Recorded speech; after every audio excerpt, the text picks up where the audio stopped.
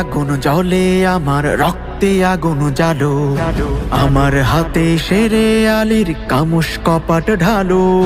রক্তে আগুন জ্বলে, আমার রক্তে আগুন জ্বালো, আমার হাতে শেরে আলীর কামুস কপাট ঢালো। আমার বুকে আবু বকর, ওমর, খালিদ, সাদ, ইনকিলাবের নবজোয়ার কণ্ঠে জিন্দাবাদ।